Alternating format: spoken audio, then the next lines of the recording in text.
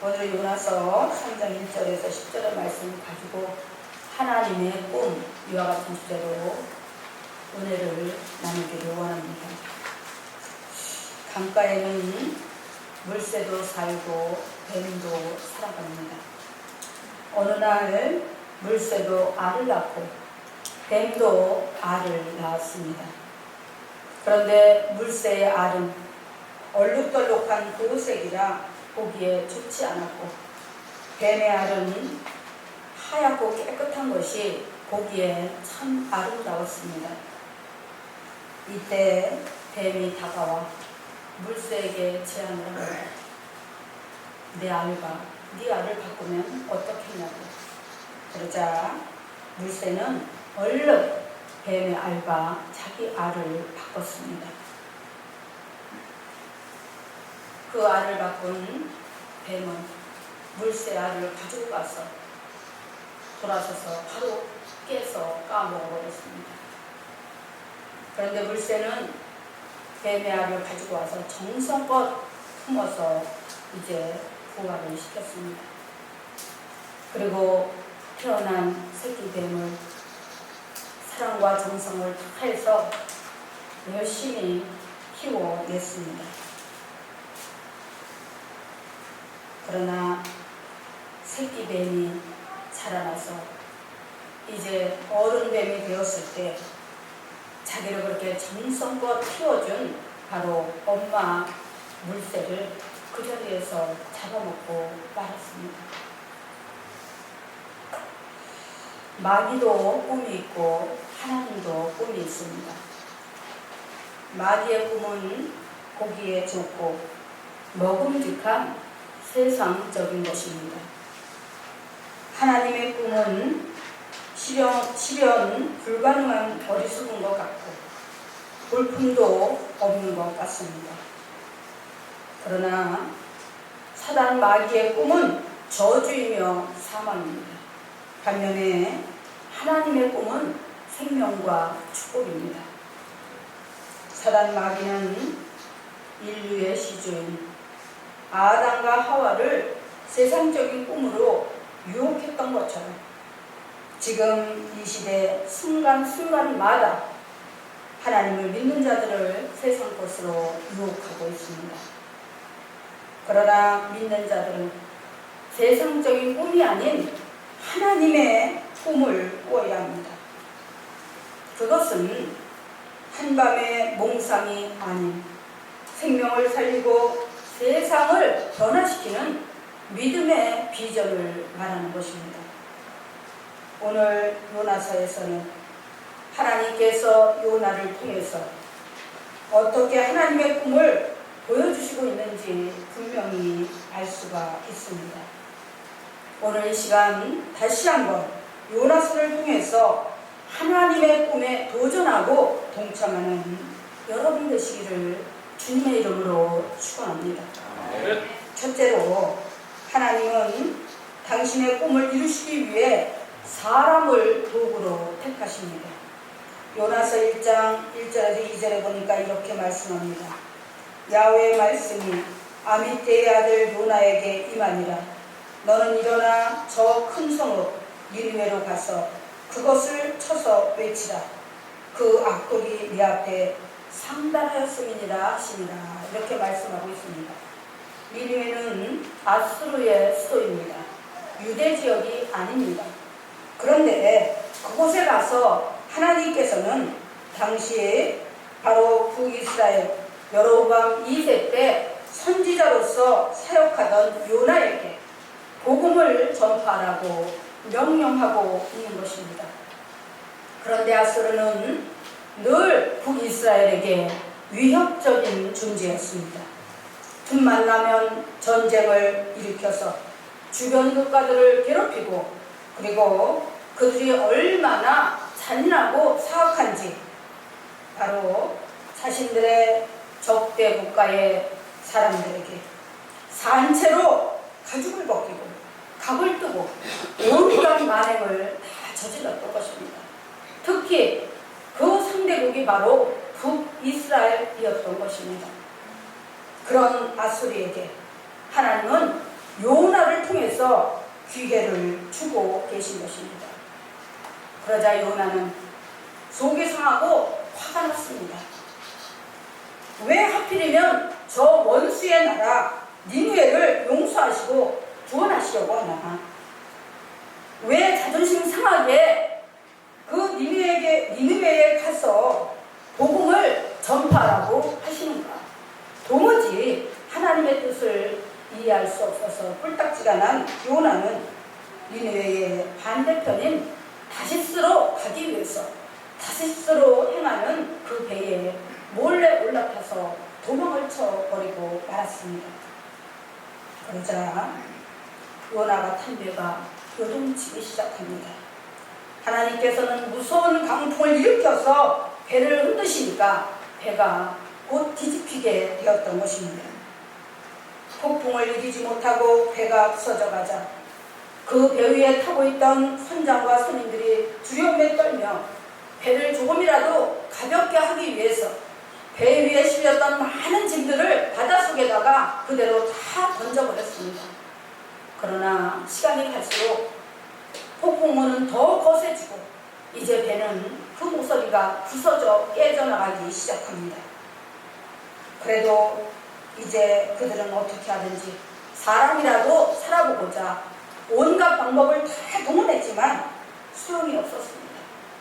그러다가 배 맨 밑에서 깊이 잠들어 있던 요나를 발견하게 됩니다.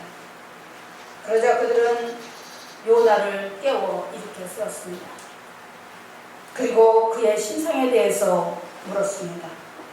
왜냐하면 그렇게 오래도록 백길을 다녔어도 이런 대풍은 만나본 적이 없었는데 요나가 탄 뒤로다가 이런 일이 생겼기 때문에 자세히 그 원인을 묻지 않을 수가 없었던 것입니다. 그래서 요나에게 왜 이런 재앙이 우리에게 임했는지 말하라고 하면서 생업이 무엇이고 고국이 어디며 어느 민족에 속하였는지 말하라고 다붙입니다. 그러자 요나가 대답합니다. 나는 히브리인이요 바다와 육지를 지으신 하늘의 하나님 야훼를 경외하는 자로다. 결국 이 모든 원인을 누구보다 잘 알고 있던 요나는 그 많은 사람을 살리기 위해서 자신이 희생하기로 마음을 먹고서 그 선장에게 자신을 바닷속으로 던지라고 그렇게 말을 합니다. 그들은 어떻게 하든 요나를 살려보려고 애썼지만 점점 거세지는 폭풍 앞에서 요나를 바닷속으로 던져버릴 수밖에 없었습니다. 이제 니느웨를 향한 하나님의 꿈, 구원과 생명의 꿈은 요나가 바닷속에 빠져버림으로 인해서 다 끝난 것일까요? 그렇지 않습니다. 하나님은 죽이시는 하나님이 아니고 살리시고 축복하시는 하나님이신 것입니다. 우리가 신앙생활하면서 그런 생각을 합니다. 이거는 내가 할 수 있고 이거는 내가 해야 되고 내가 살기 위해서는 이렇게 해야 돼. 그러나 여러분 한 분 한 분의 인생의 모든 주도권은 하나님이 쥐고 계시다는 사실을 명심하시기 바랍니다. 하나님이 나에게 생각하고 판단할 수 있는 사고력을 주시고 지혜를 주시고 나에게 생명을 주시고 나에게 시간을 주시고 나에게 물질을 주시고 나에게 사업장을 주시고 나에게 직장을 주시고 할렐루야.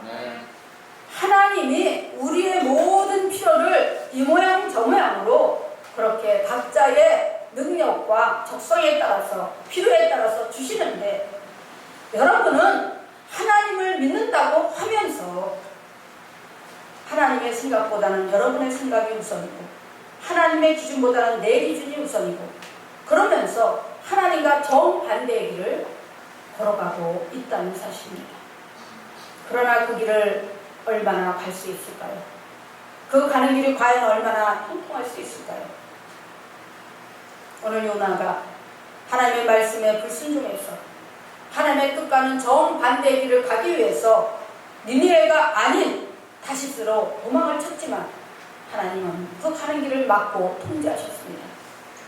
거센 폭풍을 일으켜서 배가 부서져 가도록 모든 사람이 죽을 그런 위협을 가하자 요나는 자기의 잘못을 깨닫고 자기를 바닷속에 던지라고 얘기합니다.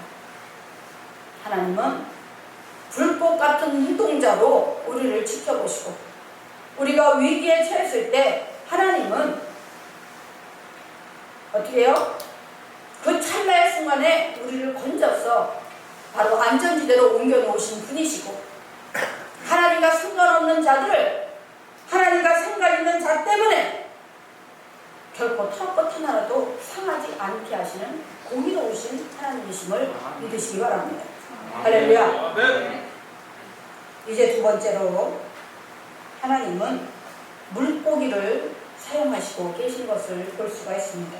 요나서 6장 17절에 보니까 야훼께서 이미 큰 물고기를 예비하사 요나를 삼키게 하셨으므로 요나가 3일 3야를 물고기 배에 있으니라 이렇게 말씀합니다. 선인들이 바닷속으로 던진 요나는 마침 하나님께서 예비하신 큰 물고기 고래가 대비하고 있다가 바닷물 속에 떨어지자마자 냉큼 집어 삼켰습니다. 이 순간부터 요나의 편견을 깨뜨리는 하나님의 작업이 시작됩니다. 물고기는 물속에서 가장 자유로운 법인데 하나님께서 물고기에게 명령하셨습니다. 얘 고래야, 평소보다 10배 더 자유롭게 헤엄치고 바닷속 구석구석을 돌아다녀라. 그리고 가끔은 배를 뒤집고 올라갔다 내려갔다 하거라. 그래야 그놈 요나가 정신을 차리지 않겠니? 그러자 고기가 네 알겠습니다 하나님. 그때부터 고래가 묘기를 부리고 이리저리 돌아다니고 파닥하기도 하고 뒤집기도 하고 이렇게 온갖 재주를 다 부리면서 올라갔다 내려갔다 온 바닷속을 그렇게 그냥 그렇게 자유자재로 보고 다니니까 그 뱃속에 있는 요나가 미칠 것만 같습니다. 물고기 뱃속이 어떨 것 같아요? 온갖 내장다. 그렇죠? 그러니까 어떻게 해요? 미끌미끌하고 비린내가 진동을 하고 또 그러니까 이 요나가 어지러워가지고 사람은 어지럽고 막 그러면 뭐가 나요? 토가 나요. 그렇죠? 그러니까 자기가 토한 것이 그대로 자기 얼굴을 감싸고 이제 도저히 견딜 수가 없는 것입니다. 그러니까 마침내 두 손 두 발 다 든 요나가 하나님께 사생결단하고 기도하기 시작하는 것입니다. 요나서 2장 1절에서 9절까지 보니까 뭐라 그러느냐?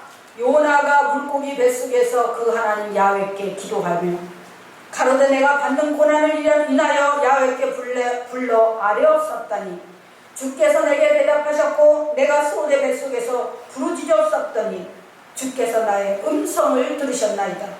주께서 나를 깊은 속 바다 가운데 던지셨으므로 큰 물이 나를 둘렀고 주의 파도와 큰 물결이 다 내 위에 넘쳤나이다. 내가 말하기를 내가 주의 목전에서 쫓겨났을지라도 다시 주의 성전을 바라보겠다 하였나이다. 물이 나를 둘렀으되 영혼까지 하였사오며 기쁨이 나를 에웠고 바다풀이 내 머리를 쌌나이다. 내가 산의 뿌리까지 내려갔사오며 땅이 그 빗장으로 나를 오래도록 막았사오나 나의 하나님 야훼여 주께서 내 생명을 구덩이에서 건지셨나이다. 내 영혼이 내 속에서 피곤할 때에 내가 야훼를 생각하였었더니 내 기도가 주께 이르렀사오며 주의 성전에 미쳤나이다. 모두 거짓되고 헛된 것을 숭송하는 자는 자기에게 베푸시는 은혜를 버렸사오나 나는 감사하는 목소리로 주께 제사를 드리며 나의 소원을 주께 갚겠나이다. 구원은 야훼께로 말미암았나이다 하니라. 아멘. 야훼께서 그 물고기에게 명하시매 요나를 육지에 토하니라 이렇게 말씀하고 있습니다. 요나의 소원 기도를 들으신 하나님께서는 드디어 물고기에게 명하셔서 요나를 육지에 표현하게 하셨습니다. 사랑하는 성도 여러분, 하나님께서는 아무리 악한 자라도 용서하시고 또 용서하셔서 구원의 기회를 주신다는 사실을 명심하시기 바랍니다. 마태복음 18장 21절에서 22절에 보면 베드로가 주님께 그런 질문을 합니다. 주님, 친구가 죄를 범하면 몇 번까지 용서해 주리까? 그런데 그 유대인법에는 3번까지 하라고 말씀하고 있습니다. 그러니까 베드로가, 주님의 마음을 너무나 잘 아는 베드로가 자기가 한껏 그렇게 아량을 베풀어서 뭐라고 묻느냐? 주님, 7번까지 용서해주면 되겠습니까? 예수님이 뭐라고 대답하셨을까요? 그래, 7번은 충분해. 그만큼만 용서해줘. 그러셨을까요? 아니에요. 70번씩 7번이라도 용서해주라. 이것이 하나님의 마음입니다. 그 아수르 나라 니느웨라는 그런 지역에 사는 그 사람들은 참으로 악하고 또 악해서 하나님이 도저히 그들을 더 이상 참아줄 수가 없으셨습니다. 그들은 하나님의 진노를 격발하고 참고 또 참아도 죄악에서 돌이키지 않았습니다.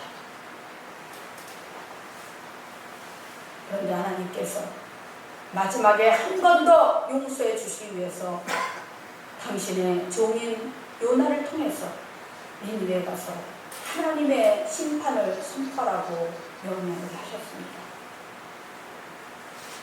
하나님의 심판을 명령하셨다는 것은 용서받을 기회를 주시는 것입니다. 하나님이 정말 심판할 마음이 100% 가지고 계셨다면 말없이 심판하시지 그렇게 선지자를 통해서 말씀하지 아니하십니다. 오늘 이 시대에도 마찬가지입니다. 하나님은 많은 믿는 자들에게 말씀합니다. 야훼께로 돌아와라. 야훼께로 돌아와라. 하나님의 자녀답게 살아라.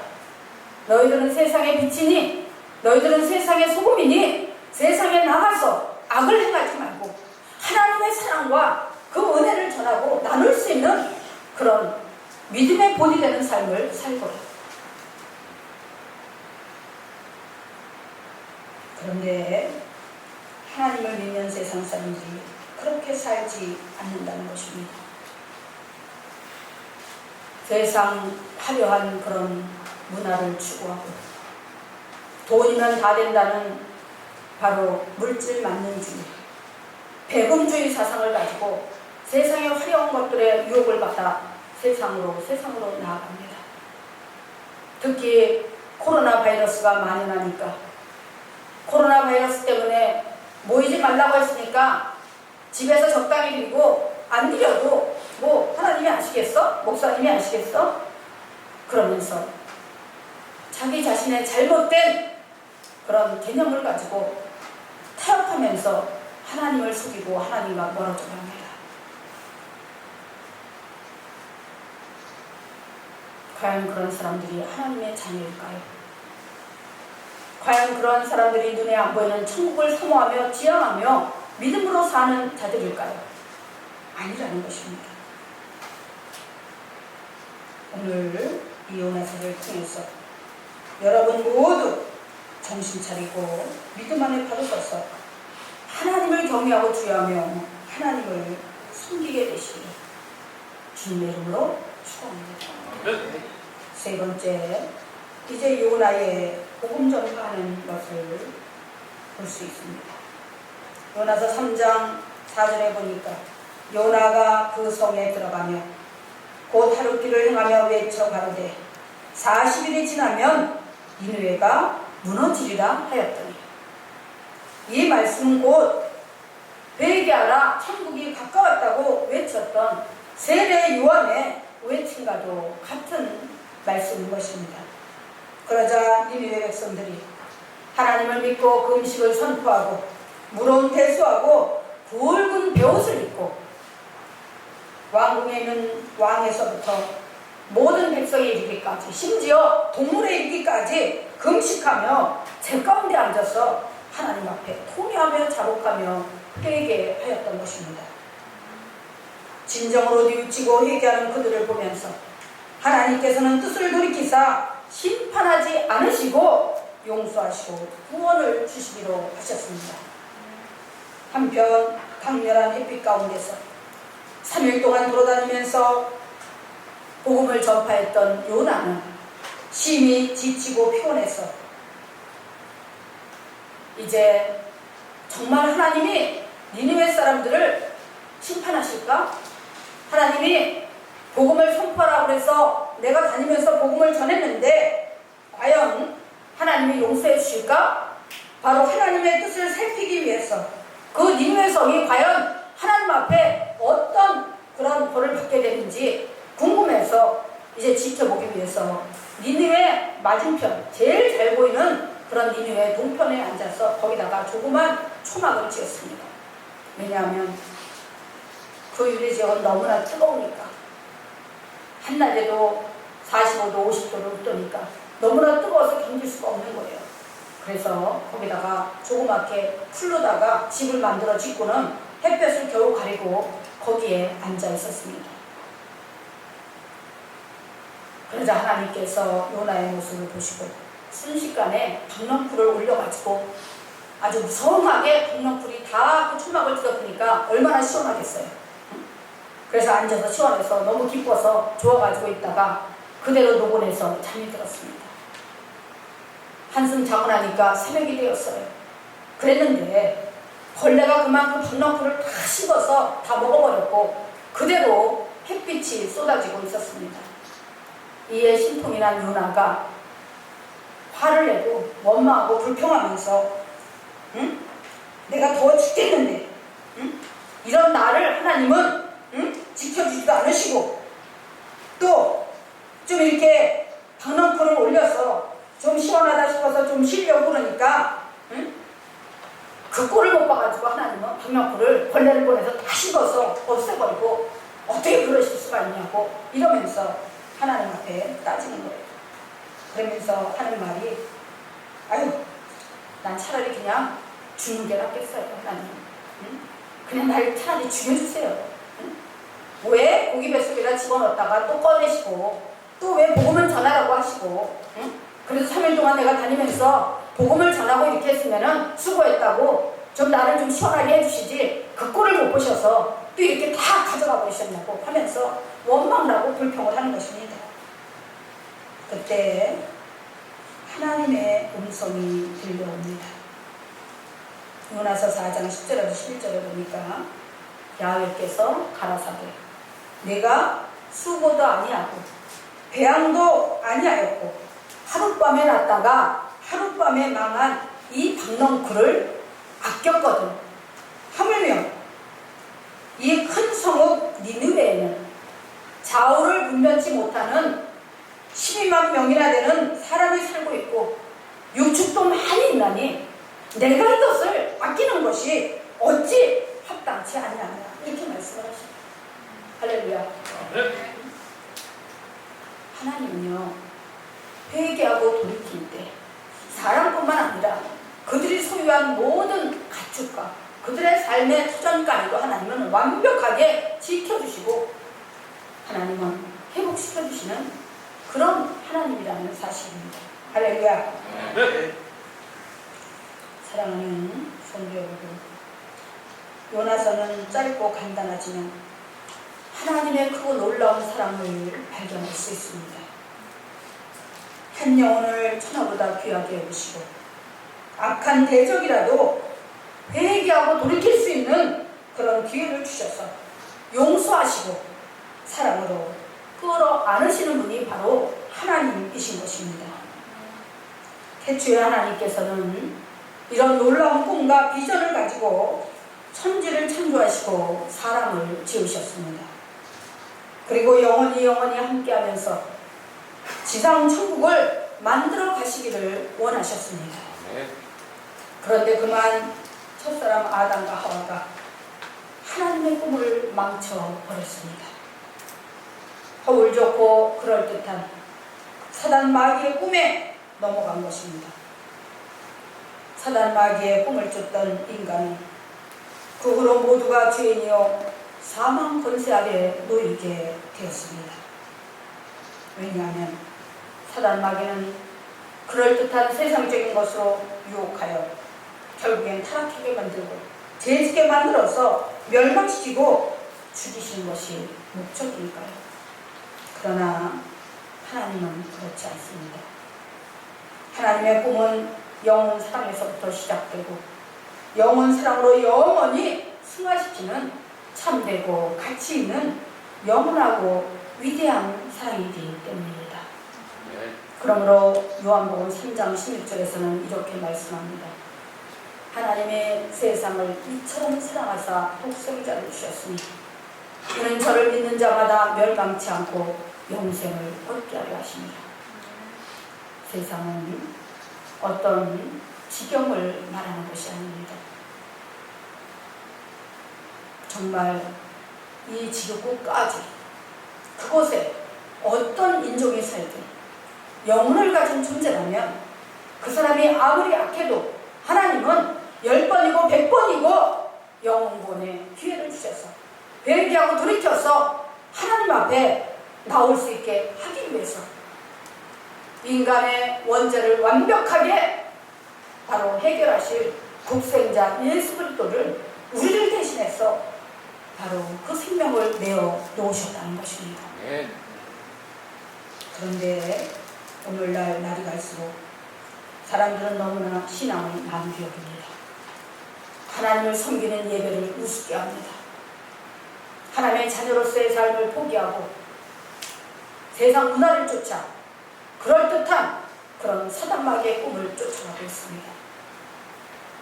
여러분, 기회 잃어버리기 전에 돌이키시기 바랍니다. 우리는 한날의 일도 알지 못하고 내일 일은 더더욱이 알지 못합니다. 오늘도 내 날이 아니고 내일도 내 날이 아닙니다. 하나님이 함께 계시고 지켜주시지만이 오늘이 내 날이고 내일도 내가 꿈꾸고 소망할 수 있는 그런 복된 미래가 될 수 있는 것입니다. 할렐루야. 여러분 모두 하나님의 심판이 임하기 전에 하나님의 꿈에 동참하시고 하나님과 함께 영혼을 살리는 위대한 그런 꿈에 동참하시고 비전을 함께 이루어 가시기를 주의 이름으로 축원합니다. 기도하겠습니다.